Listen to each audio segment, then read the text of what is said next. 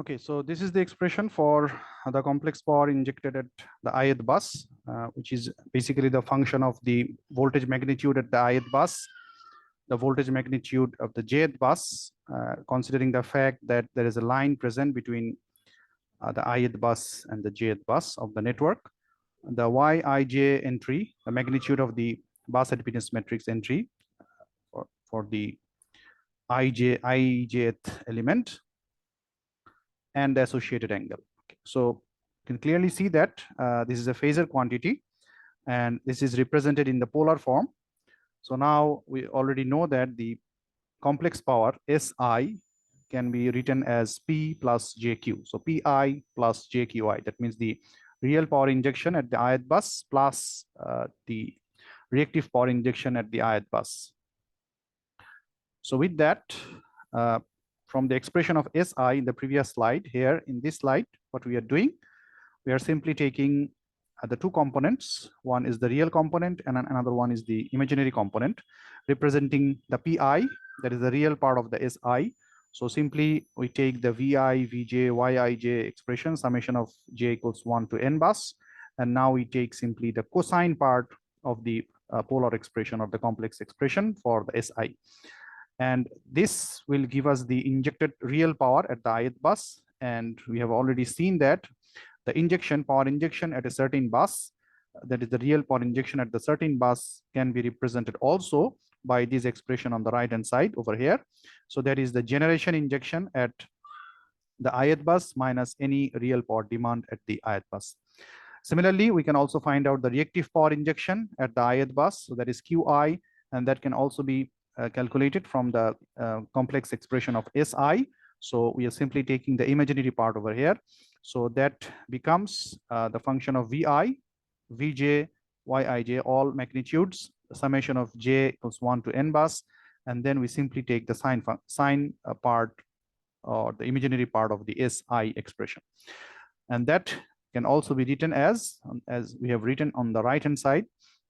So there is any reactive power generation at the ith bus minus any reactive power demand at the ith bus.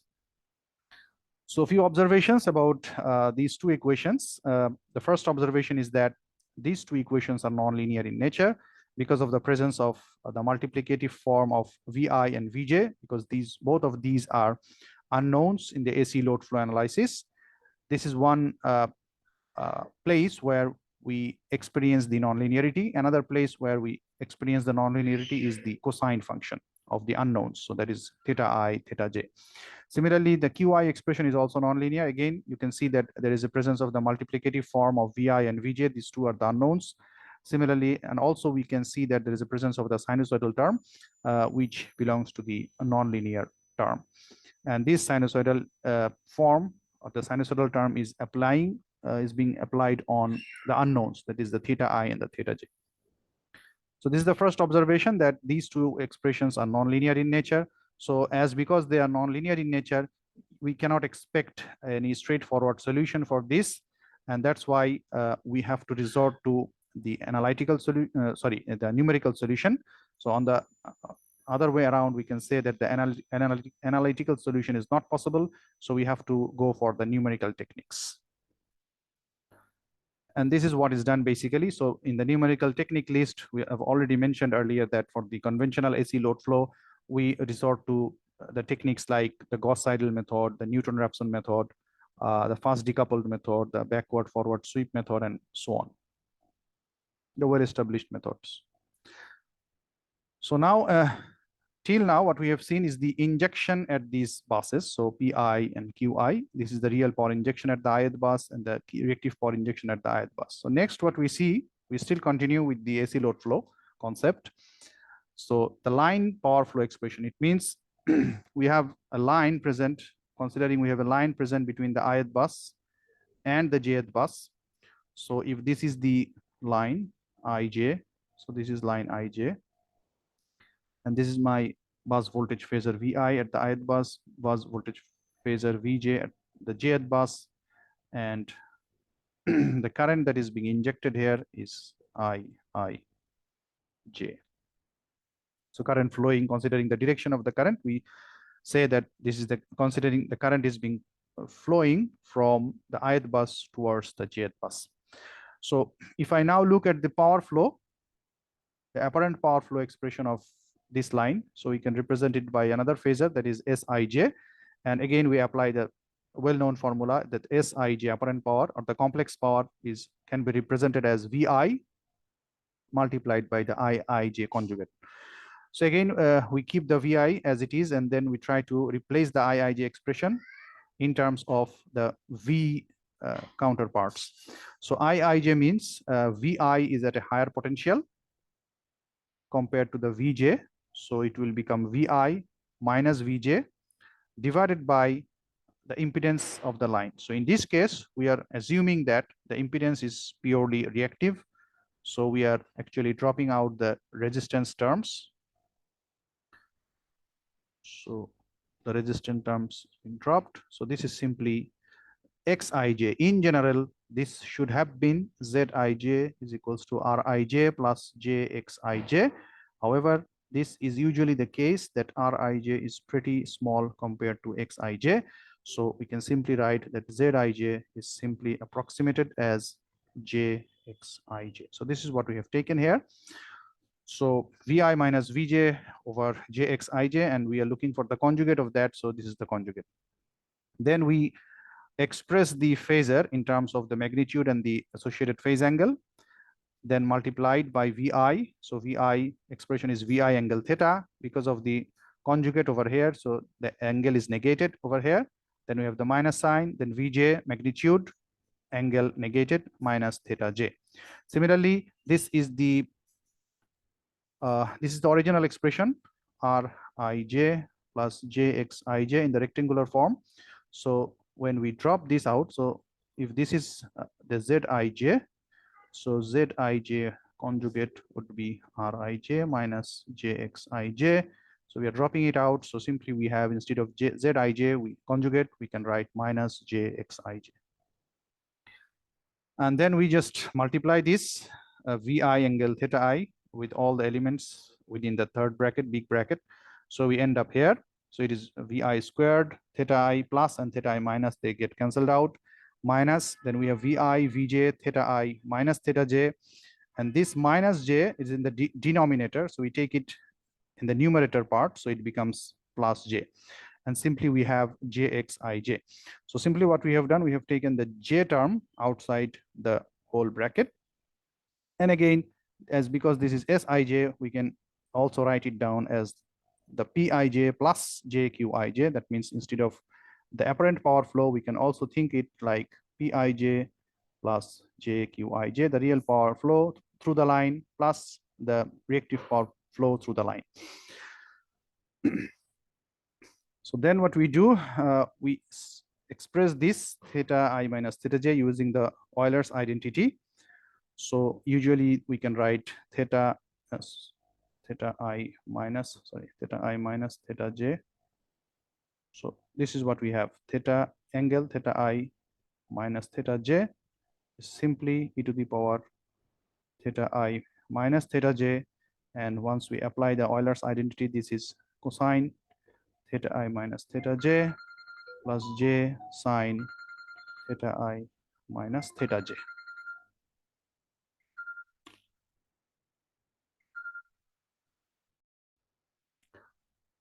Okay, so this is Pij plus Jqij, and then we simply expand this using this Euler identity over here.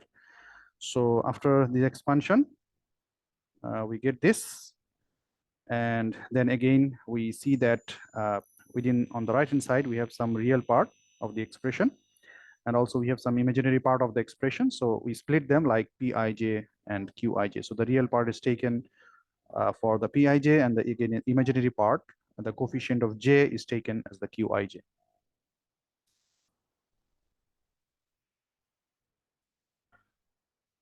So next we see that now these are the expressions that are usually used for the analysis of AC load flow. Now, because as already we mentioned that the AC load flow basically requires the iterative solution no analytical solution is possible because of the presence of the nonlinearity, the cosine function and the sine function specifically. So again, if we require some quick solution, an approximate solution, we may resort to the DC load flow. So now whatever expression we have derived for the AC load flow, specifically the Pij, Qij, Pi, and Qi. So these expressions we will take into account, and we will apply some assumptions, simplifying assumptions, to reach at the modeling or formulation of the DC load flow. So let's see how we are going to do this. So to start with, the first assumption, I've already discussed a little bit about the assumption of Rij, that is the line reactance being pretty smaller than the Xij. And this is a valid assumption considering the fact that if we can keep, whenever we are designing a transmission line or underground cable, whatever, whenever we are designing a cable or transmission line, our target is to keep this Rij value as minimum as possible, because we don't want this to be present in the system. That is, we don't expect the line to be too much lossy. So on one hand, we cannot make it exactly zero. There will be some resistance, but we can design it in such a manner that this value is pretty much smaller than this value to reduce the transmission, real power transmission losses through the network. So keeping that in mind, we can have this assumption as a valid one. And Rij plus Jxij can be assumed to be simply Jxij. And when we do that, we can say that the angle that we talked about of Yij, this is the phasor admittance, the admittance matrix, and that can be represented by the magnitude of the ijth element of the matrix, and the corresponding angle that was delta Ij. So this angle is the impedance or the admittance angle. So when we neglect the R part of the impedance, so we can say that this impedance angle will be again approximated by 90 degrees. So this assumption goes, so delta Ij becomes 90 degree. With the next assumption is about the bus voltage magnitudes, usually in per unit case, following the standard limits of any bus voltage. Following the IEEE standard, we can say that this per unit magnitude of the ith bus voltage usually taken as to be lying between this limit. So this is the safe zone of operation where all these values are in per units.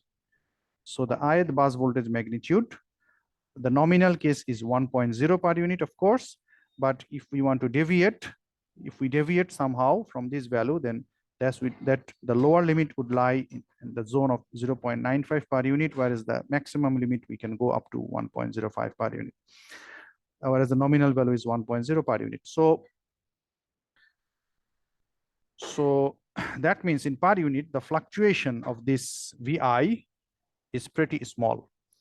And accordingly, we can have a valid assumption like Vi magnitude is 1.0 per unit. But this, we have to remember that this assumption is true whenever the Vi terms or the V magnitude terms are appearing in the multiplicative form, not in subtractive form. This is because of the fact that when we multiply, let's say 1.0, that is Vi, let's say, and Vj is also 1.0. Instead of that, if we say it is 1.95, this is the lower limit, and 0.95. So whatever we get, probably pretty close to each other. On the other hand, so this is the multiplicative form. Okay, this is the multiplicative form assumption, the outcome of the multiplicative form assumption. On the other hand, if I take, let's say, okay, instead of that, we can also bring the list like this, 0.95. If we take, let's say, the minimum limit multiplied by the maximum limit. So let's say the original value of this Vi is 0.95 per unit, and the original value of Vj is 1.05 per unit, but we are approximating them as 1.0 and 1.0 both. So what would be this value and what would be this value? You can cross check, because this is the maximum deviation that they can have. because this is the lowest limit allowed, this is the highest limit allowed. So this is the maximum deviation that they can have. In multiplicative form, if we multiply these two, what do we get, and what do we get due to this approximation of 1.0 per unit? So what is the difference? And then again check if it is 1.0 minus 1.0. So this is the assumed 1.0 per unit, both Vi and Vj magnitude. So this would ultimately give me 0 if they are in subtractive form. However, if it is in this form, 1.05 minus 0.95, so you see it is pretty much higher than 0. So whatever error will be introduced for the multiplicative term, the error in the subtractive term will be much more. This is what I want to say. So this assumption will hold true. The bus voltage magnitudes are approximated to 1 per unit. This will yield less error, pretty less error whenever Vi, Vj, all these are appearing in the multiplicative form, not in the subtractive form. And then again, the third assumption, if we have again two buses, bus I and bus J, and these are connected by a line. So in this case, the angle, associated phase angle is theta I, associated phase angle here is theta J. The third assumption says that if these values are in radians, then theta I minus theta J, this difference is pretty small. This difference is pretty small. And that will yield us these two values. Okay, the cosine of pretty small value is approximated to 1 if we consider that this is true. And then again, sine theta minus theta I minus theta J, when this value is small, then this can be approximated by the specific angle that we are taking into consideration, that is theta I minus theta J only. So again, this is a valid assumption because this is usually the case, even in degrees. Okay, these values are not very far apart, specifically for normal operating condition. And even in the radians, further, this difference gets reduced. So when we talk about the radian degrees, the connected bus, the adjacent buses, the angle difference between the adjacent buses are pretty small. So this is the third assumption that we will take. The fourth assumption is that when we design the line, okay, model the line actually, usually for the medium length transmission line, there is a provision that we go for the pi model, okay, or we may also go for the T model. In both cases, we have some shunt admittances present. Okay, in this case, in the pi model, the shunt admittance gets halved, the total shunt admittance, whereas the series element remains same, full value appears here. And for the T case, the reverse is true. So the B value, shunt admittance takes the full value, the other series elements gets halved. So in this case, the shunt admittances are also neglected. And then the transformer tap settings are also neglected. So if in the real data, provided data, actual data set provided, the transformers have some off nominal tap setting, then for the DC load flow analysis, we will assume that it is 1 per unit. Okay, so the tap settings are actually not going to be considered. So these are the few assumptions that we will adopt.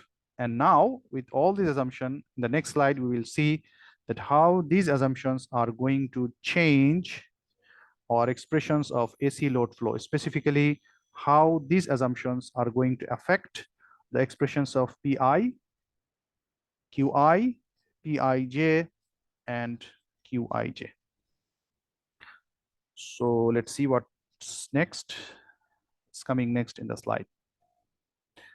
So with this assumption, you can see that what is the what was the expression of PI? Again, let me write PI as a PI expression was J equals 1 to N bus.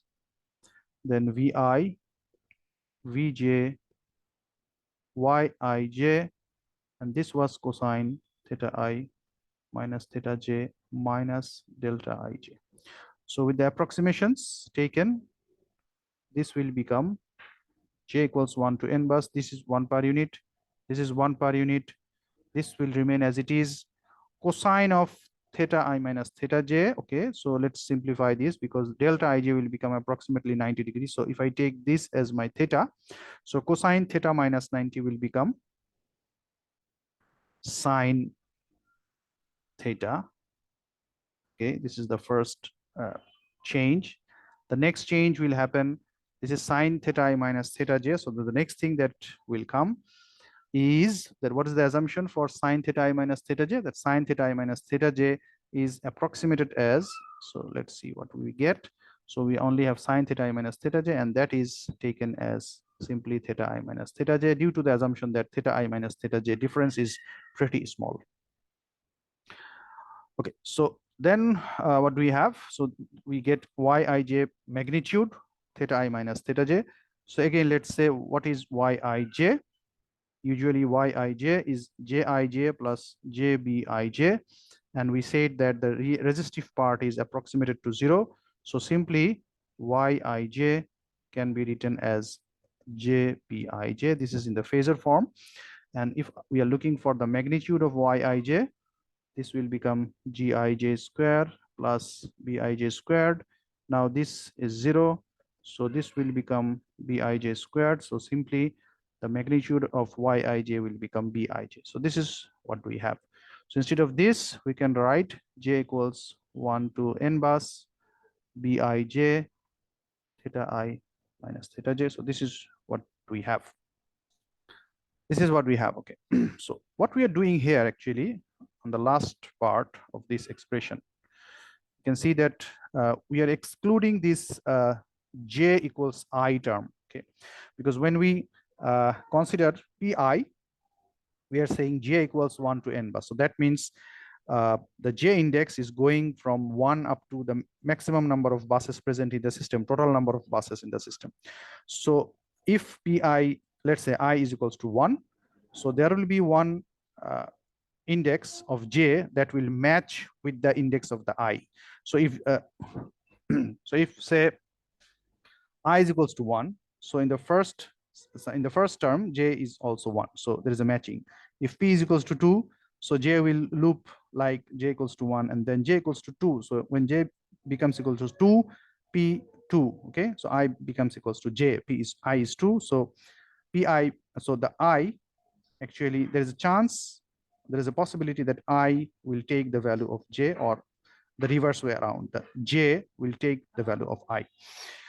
Now what will happen when j takes the value of I? Let's see. So if j takes the value of I, what will happen here? So that means theta I and theta j will become equal, and it will have no impact on the summation. Okay, it will have no impact on the summation, overall summation. So that's why what we're doing over here, we're simply excluding this the case where j becomes I. Okay, so once we exclude it, simply we have all the remaining parts for j where j is not equals to I. So that will have impact on the calculation of bij multiplied by theta I minus theta j, summation of j equals 1 to n bus. So this is why we are actually excluding the j equals to I, because it will actually have no impact on the summation term when I becomes equals to j. So our ultimate expression becomes for the pi, it becomes the pi equals to j equals to 1, j is not equals to I, and the summation goes from 1 up to n bus, and then we are simply adding up bij multiplied by theta I minus theta j. What happens to the qi expression? We can similarly show that the qi expression will be something like this. So let's see what qi becomes. So the qi expression, here we will have a sign. This is the only change that will come. So I have the sine term, and again delta ij becomes 90. So sine theta minus 90, we will end up with cosine term here. So cosine theta I minus theta j, that can be approximated again as 1. So you see there will be no presence of this theta I minus theta j minus delta ij, nothing. Simply it is a 1, coefficient 1. And again, vi, vj, these are all approximated to 1 per unit. So simply you will get j equals 1 to n bus, and then yij absolute is simply bij. So this is what we have. So this is about the injected power, equation 1 and equation 2. What about the line flow expression, Pij and Qij? So the Pij and Qij expressions were like this. Let's go back to those expressions. Okay, so let's go back to the expressions of the line flows, corresponding line flows. So the line flow, real power flow is given as this: Pij equals Vi minus Vj over Xij sine theta ij. That means sine theta I minus theta j probably. Let's go back to the slide and check. Yeah, so this is the expression Vi Vj sine theta I minus theta j, or you can say sine theta ij subscript divided by Xij. So let me take it out, let me rewrite it. So this is Pi Vi absolute Vj, sorry, this is Pij, the line flow, sine theta I minus theta j divided by Xij. So this is 1 per unit, as I'm assumed, 1 per unit assumed, sine of a small angle. So sine of a small angle is simply the angle itself, theta I minus theta j divided by Xij. So this is what we get here in equation number 3. Okay. What about equation number 4? So let's go back to Qij. Equation number 4 is, you see, Qij is Vi square minus Vi Vj cosine theta I minus theta j divided by Xij. So if we assume all the, if we apply all the assumptions, so this is 1 per unit. So 1 squared is 1. This is 1 into cosine small angle, again 1. So 1 minus 1. So that would be approximated as 0. So simply in the DC power flow, through all the lines, we say that there is no reactive power flow occurring. One observation. Another observation is, because Rij is pretty small than Xij, so there is no R, so there is no real power loss. So Iij squared Rij, again approximated equals to 0. So it means what? It means if you have two buses connected, bus I and bus J, and they are connected by a line, whatever power is injected, if there is no other line, okay, no other line connected, whatever power is injected at the ith bus, the same power will be obtained at the jth bus, considering it is a radial line. Why? Because this is the assumption. There is no Rij, so there is no real power loss along the line. So whatever power is available at the ith bus, that will flow to the jth bus, of course, considering it is a radial line. However, if there is more lines like this, then of course you can simply add up all the powers, and you can simply apply a KCL at the ith node, and you can simply add them up, and you can find out what is the Pi. Okay, which is not actually the usual case for the AC load flow analysis, because in the AC load flow analysis, there will be some real power loss along the line, and whatever power is available at ith bus is not, even for the radial network, whatever power is available at the ith bus is not usually available at the jth bus because of the line losses. So with this, we have obtained the expressions for equation 1, Pi expression, equation 2, Qi expression, equation 3, the line flow, real power line flow expression, and equation 4, the reactive power line flow expression, which actually comes out as 0.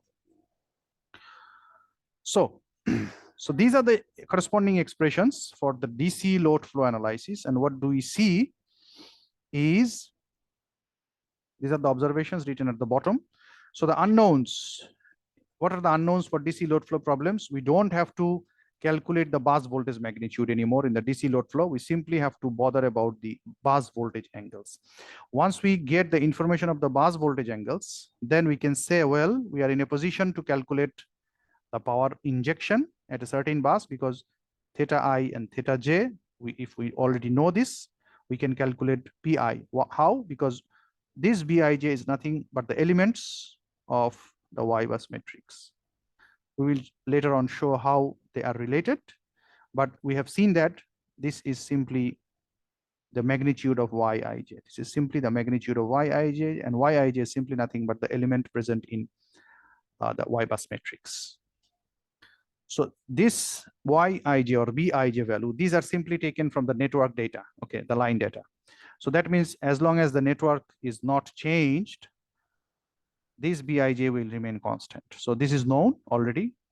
So only unknown here in the DC load flow analysis is theta I and theta j. So if we know theta I and theta j, we can calculate Pi. Qi is already obtained here, but however, there is no Q flow through the network as we can see. So Q is not of our interest in the DC load flow calculation. Okay, it has no impact on the network actually. So we are not going to calculate this anymore, although there will be some values injection, but it is of no interest because along the lines there is no Q flow. Okay, so there is not a value of interest for the DC load flow. However, the Pij expression, again, we see that if I know theta I and theta j, xij, these are not the elements of the Y bus, remember. These are simply the reactance of the line, simple reactance values given in the line data. Okay, small case. So there's a difference between capital notation and a small notation here. The small notation is simply the reactance value, the line reactance value, whereas the capital value, Yij, or Bij, these are the elements of the Y bus matrix. So there's a difference. Don't get confused. So the unknowns are the bus voltage angles, and there is no reactive power flow through the line, which I have already mentioned. So now that we have the expressions of the DC load flow, and we have found that the variables of interest are interestingly only the bus voltage angles, only the bus voltage angles. The bus voltage magnitudes are of no interest anymore. Okay, so still a few more observations are left. So let's go through these quickly. So if, let's say, there are n number of buses, so it's an n bus system. Usually in the AC load flow analysis, what information we already have? We already assume that we have a reference bus or a swing bus, and the voltage angle of the swing bus is already taken as 0. So that assumption will still be applied for the DC load flow. So that said, it means without loss of generality, we can say that the first bus from the n bus system, the first bus voltage angle is taken as the reference. So that is 0. So that means this is already known to us. Okay, so this is already known to us. So the number of unknowns will become n bus minus 1. So n bus means if there is theta 1, theta 2, the number of unknowns should have been theta n bus. These are the variables of interest. But out of this, we are taking this as already known as the swing bus angle. So this goes out. So the remaining things is simply equals to n bus minus 1. So this is what is said over here. So our challenge here in the DC load flow is to find out the remaining bus voltage angles. Once we know the remaining bus voltage angles, that is equals to n bus minus 1 number of bus voltage angles. Once we know this, then we have already showed that we can get the information of real power injections. We can get the information of the real power flows through the lines. And those can be obtained from equation 1 and 3 respectively, as shown in the previous slide. And also, I have already mentioned that as the line resistance are neglected, so there will be no line losses in the DC load flow solution. And also another observation is another important observation with respect to the DC load flow and compared to the AC load flow is, you can see that in equation 1 and equation 3, these are simply now linear functions of the unknown variables. Okay, so you will not see any sine and cosine terms anymore, which was available in the AC load flow formulation. This is number 1 observation. Second observation, so the first observation is you will not see anything like this, cosine or sine, nothing like this. Okay, this is first observation. Second observation, you don't see anything like this, theta I multiplied by theta j or theta I by theta j or something like this. So there is no multiplication or division terms appearing for the unknown variables in the DC load flow equation. So that means these equations, equation number 1 and equation number 3, which are of our interest for the DC load flow analysis. So both of these are basically linear in nature. So it means we are in a pretty comfortable zone now. So it also means that now we can resort to some analytical solution, which will not require any iterative technique. Okay. So this is the essence of the DC load flow. This is the beauty of the DC load flow formulation.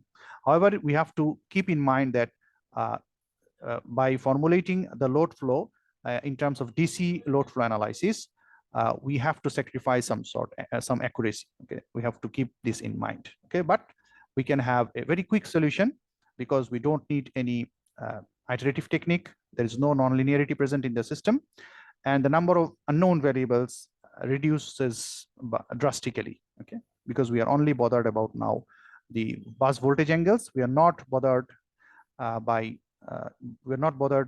determine the bus voltage magnitudes anymore. So that said, now let's take a 3-bus system example for the next few slides. 3-bus system example. So if we have a 3-bus system, then how can we actually write equation 1? What was in equation 1? If we remember correctly, equation 1 was the power injection formula, J equals 1 and J is not equals to I. This is a critical condition. It is a very critical condition we have to remember, that J is equals to 1 up to n bus. That is okay. But also J should not be equals to I. And then simply Bij theta I minus theta J. So if we apply this is Pi. If we apply this for a 3-bus system, so what do we get? We simply write down P1, P2, P3. So I equals 1, 2, and 3. I equals 1 to n bus here. So P1, what will be P1? Simply you simply open up the expression. Okay. So expand the expression actually. So what will happen? So that means if I'm looking for P1, so J cannot be equals to 1. So I cannot have B11 here because I have to satisfy this condition over here. So simply it will be B12 theta 1 minus theta 2. This is the first term, plus B13 theta 1 minus theta 3. So there won't be any B11 term because ultimately it won't give you anything other than 0. Okay, so if it is B11, simply it will become theta 1 minus theta 1, which will ultimately give you 0. So this is what we will get. And then we simply group the coefficients B12 and B13, the coefficient of theta 1, and remainder is coefficient of theta 2, and then the coefficient of theta 3. Similarly, we can calculate power injection at bus 2. Again, remember, because I equals to 2, so J cannot be equals to 2. So it will start like B21 theta. So here it is I and it is J. So theta I minus theta J, theta 2 minus theta 1, plus B22 won't be there. So what is left is B23. It will become theta 2 minus theta 3. Again, we group the coefficients and we write them as this. Similarly, we can have P3.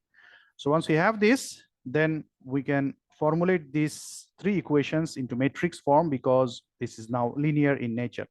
So the left-hand side, we have the P injection array. So this is P1, P2, P3. And on the right-hand side, we have the coefficients of theta 1, theta 2, and theta 3. So this is the coefficient matrix now, which is again 3 by 3. So means it is basically n bus by n bus matrix. Okay, this is n bus by n bus matrix. This is n bus by 1. This is also n bus by 1.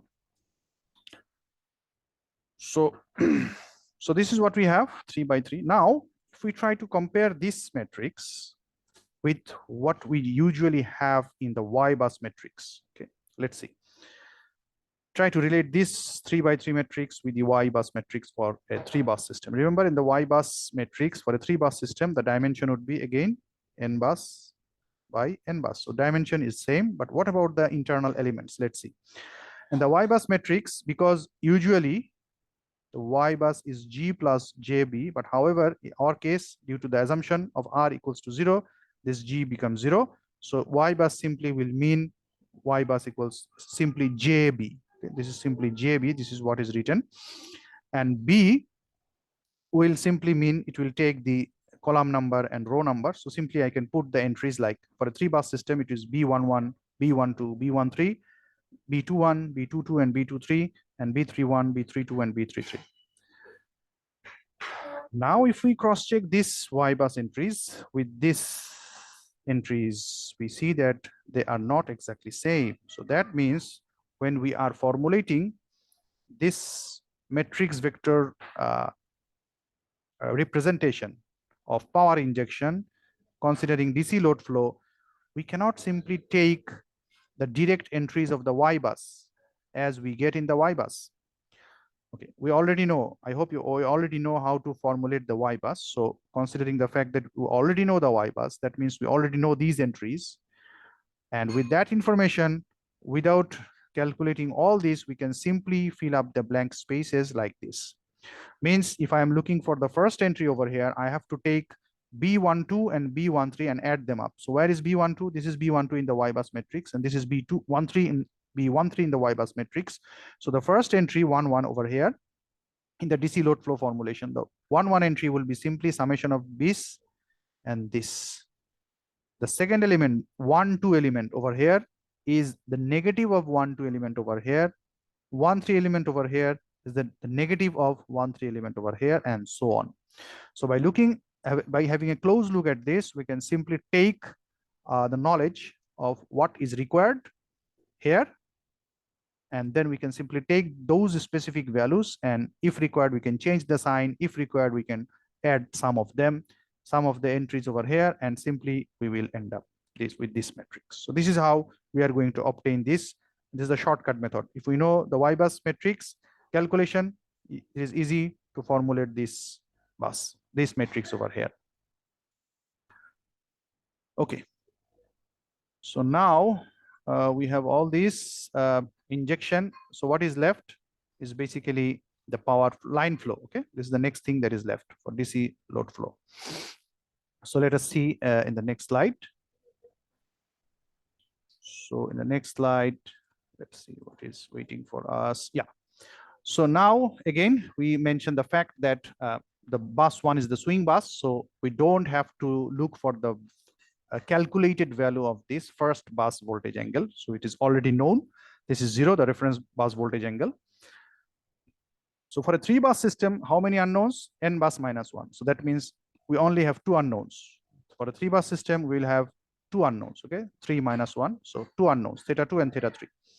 So what we will do, we will simply erase the first column and first. Remember, P1 was there, theta 1 was there. We are saying that, well, the theta 1 we already know, so we don't have to calculate this. So this is already 0. And what we do for the next step, and we also say that theta 2 and theta 3 are unknown. So we simply ignore these entries corresponding to P1 and these entries corresponding to the interaction between P1 and theta 1. So whatever interactions are present in this equation 5, we do a further simplification considering the fact that the theta 1 is already known to us, so it is no more unknown. P1, we will see how later on we will again come back to P1 and we will check how to get this value, because for the time being we are dropping this from our calculation. So these interactions between P1 and theta 1 are ignored, and we will only be left with this 2 by 2 n bus minus 1 n bus minus 1 matrix. Here we'll be only left with P2 and P3 injection, and here we'll be left with theta 2 and theta 3 unknowns. So now what are the unknowns? Actually, the unknowns are residing over here on the right hand side. So we'll take this matrix on the other side, we'll invert it, and we'll multiply it with P2 and P3, the injected real powers, and we will calculate theta 2 and theta 3. And we'll see that actually no iterations are required because these are linear in nature. So we have already formed the linear equation, system of linear equations. We have already formed the matrix vector multiplication formulation in equation 5. Now we have dropped the first row and first column from equation 5, and we are left with this, okay, the 2 by 2 matrix over here, the 2 unknowns and the 2 power injections other than the slack bus or the swing bus. So these are the dimensions I have mentioned. So P is an array or as a column vector. Okay, it's a column vector of dimension n bus minus 1 by 1. This matrix over here, 2 by 2, I am defining it by B dash. Okay, so this is a reduced dimension n bus minus 1 by n bus minus 1. Basically for the 3 bus system, it is 2 by 2 simply. And also the unknowns is n bus minus 1 by 1. So if I'm looking for theta 2 and theta 3, we'll take it on the left hand side, and this B dash matrix now will be inverted. Okay, this will be inverted and will multiply it with the power injection, and this is the dimension again. So again, one comment. So it is to be noted that P1 is still unknown, but we can easily get it once we get the line flows that is originating from bus 1. It means, let's say this is P1, the injection at this bus. If I know all the flows that are coming out of the network, okay, if I know all the values that are coming out of the network, so let's say this is bus 1, this is bus 2, this is bus 3, okay, just for an example, if this is the network, then if I know P12, this line flow from bus 1 to bus 2, and this line flow from bus 1 to bus 3, then I can say, because there are no losses along the line, so simply I can say P1 would be simply apply the KCL at this node for power. So this add this plus this will give you P1. So this is what we will do next. But for the time being, we are looking for the expressions of P12. So what is P12? Theta 1 minus theta 2 by x12, reactance, line reactance value. P13, theta 1 minus theta 3 by x13. And if only these two lines are connected to bus 1, then simply P1 would be P12 plus P13. So with this, we'll stop it here today. And in the inshallah, in the next class, we will continue with an example problem of DC load flow. And also, we will be now going back again where we started from. If you remember, we started from basically the DC OPF, okay? And then we deviated our discussion from the DC OPF slide to the DC load flow slide.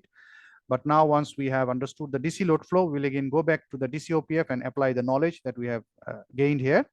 And then we again continue from where we left in the DC OPF slide. So inshallah, in the next class, we will discuss this. We'll start our discussion from this slide, okay? The line flows matrix representation. Okay, assalamu alaikum wa rahmatullahi wa barakatuh.